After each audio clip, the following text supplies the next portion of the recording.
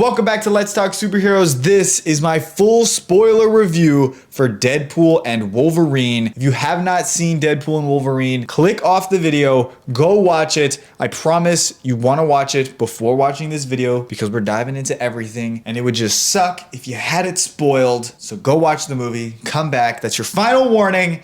Let's get into it. So I have now seen Deadpool and Wolverine twice. I've slept on it, and I think I have a pretty good idea of how I feel for this movie.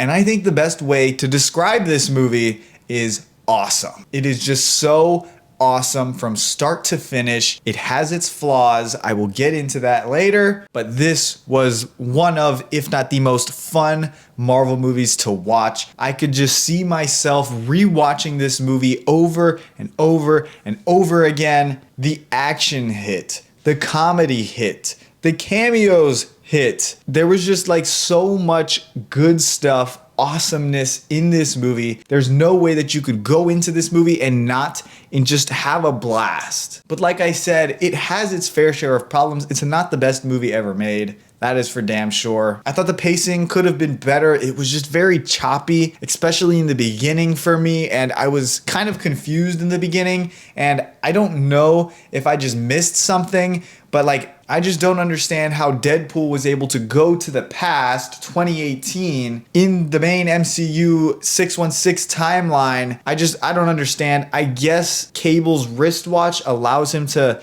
travel throughout the multiverse, but like Cable's watch should allow him to travel back and forth in his timeline, not jump to other timelines and universes. Like that I didn't understand. I just got a little confused. If you guys have an explanation for it, please let me know in the comments because I am a little bit confused on that part. I thought Cassandra Nova was a decent villain. She wasn't perfect. I just think she lacked screen time, and that was kind of the downfall of her character in a sense. And we get a little bit of backstory on her when she was fighting Charles in the womb and stuff like that, but I don't think the point of this movie was having the greatest villain of all time. It was just a movie that we can get Hugh Jackman and Ryan Reynolds together on screen as Wolverine and Deadpool, and that's what we got. And that was like the best part about this movie was just the awesome bickering and bantering between Hugh Jackman's Wolverine and Ryan Reynolds' Deadpool. That's what we all wanted as fans. That is what we got. And I think my favorite scene with the two of them is in the van. Wolverine just goes off on Deadpool explaining, how he messed everything up. He messed up his relationship. He can't save his world. He's not a hero, and like he bashed Deadpool and it shut him up. And then they obviously have their fight, which I think that was my favorite fight in the movie. It had purpose, it had meaning, and like I felt like I could get behind their reasons for fighting, and it was the best fight for me in my opinion. The opening scene I didn't like the first time I watched because I thought him dancing was kind of stupid, but watching it a second time, I thoroughly enjoyed it. I thought it was hilarious and fun, and there was a well choreographed scene, and the way it was shot was epic. Unfortunately though, I cannot say that about all the fight scenes, and this might upset some of you, but I think the cameo fight is probably the weakest fight in the movie, unless you count the Sabretooth fight, but it had cool moments, Gambit with his cards and the staff, like that was cool, but you don't get a whole lot of it. You get a cool scene with Blade versus like Azazel and Blade versus Toad, and those were cool, but they were just kind of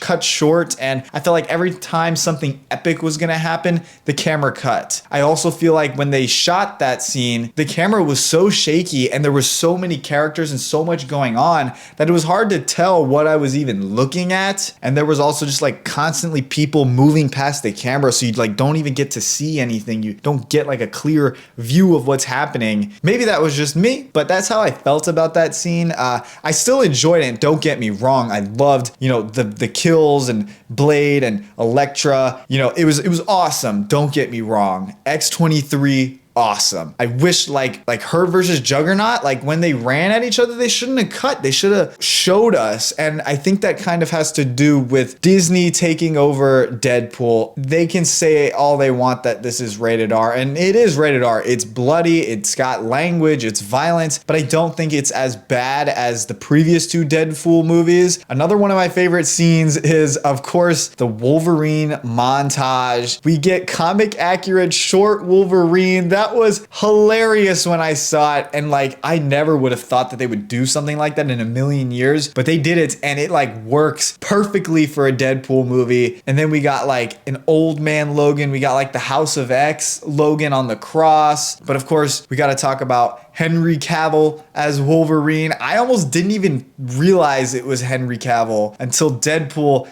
called him Cavalrine, which is hilarious. And it was just so awesome to see him. And honestly, I think it works pretty well. I thought the voice was pretty good. It sounded kind of like X-Men 97 Wolverine. I think my favorite version of Wolverine had to have been Wolverine in the classic brown and yellow suit versus the Hulk. But why did they have to cut it?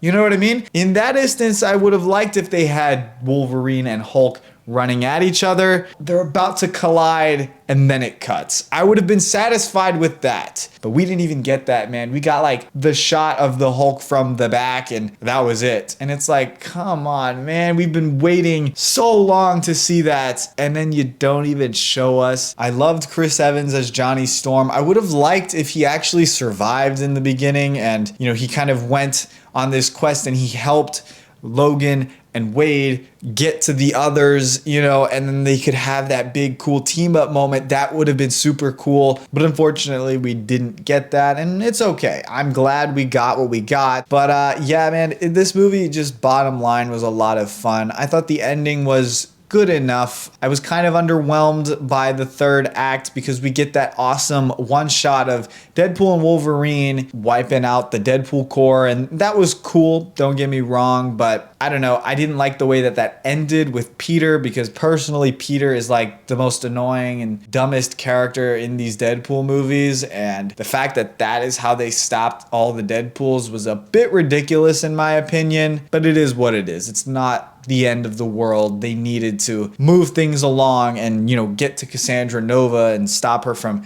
using the time shredder and stuff. So I understand, but I just thought that that could have been handled a little bit better. I cannot wait for more awesomeness coming from the MCU. We have San Diego Comic-Con this weekend. I'm going to be doing breakdowns and I'll let you guys know all of the details when that drops. But I thank you all for watching this video. I hope you all enjoyed. Let me know your thoughts on Deadpool and Wolverine down in the comments. And I will see you guys next time.